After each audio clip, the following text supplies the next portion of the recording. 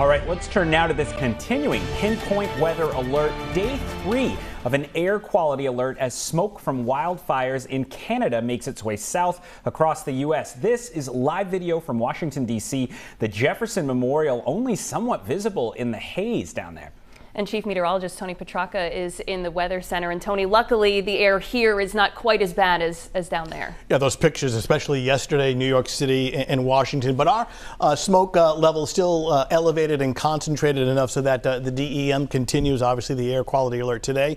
And it continues into tomorrow as well. What hasn't changed, those fires are still burning, and we still have generally the same prevailing winds, which means we get more occasional smoke being pushed into the area. Take a look, and we've noticed the concentration perhaps is a smidge higher along the South Shore. We're looking at Newport right now, and you can see, well, we do have clouds, but this is also not fog that you see, but haze and smoke. So this is elevated enough so that the air quality is obviously poor, and it will continue right on through Friday. Temperatures now, depending on your location, generally in the 60s, though Burrillville is at 59. Here in Providence, looking at 65, 62 New Bedford.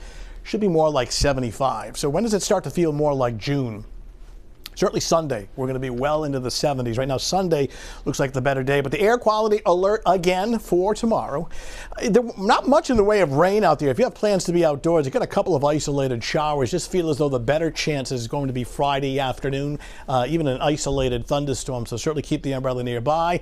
Weekend preview. Overall, I'll tell you what, it could be worse. First of all, Sunday's gorgeous. And even Saturday, despite the chance of a couple of isolated showers, at this point, I wouldn't cancel anything. This is more of like a quick interruption rather than being stuck in the house all day. So just kind of a couple of spotty showers, but giving the edge to Sunday being the nicer day.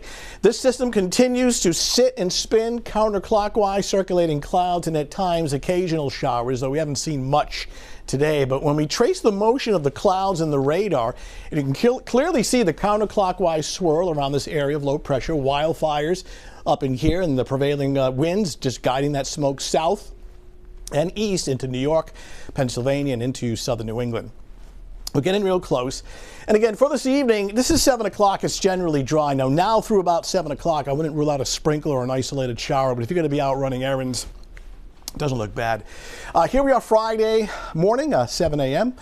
Starting off with the mainly cloudy skies and temps in the mid to upper 50s. Notice when we start to see more of these areas of green indicating isolated showers and thunderstorms. A little more generous than what we had today, which wasn't much.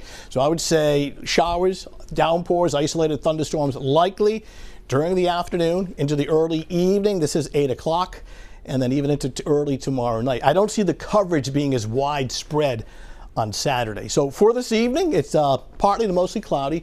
Haze, some of those areas of smoke, temperature by 11 p.m. 52. I don't see much in the way of precipitation Friday morning, though the chance does increase a bit by 11 a.m. and then certainly by the afternoon hours. I would say likely on some scattered showers and thunderstorms with temperatures generally topping out in the middle to upper 60s. All right, 7-day forecast. Again, Saturday, not a storm day, not a washout, just a spot shower, but Sunday being the better day, bright sunshine and warmer, high temperatures in the upper 70s.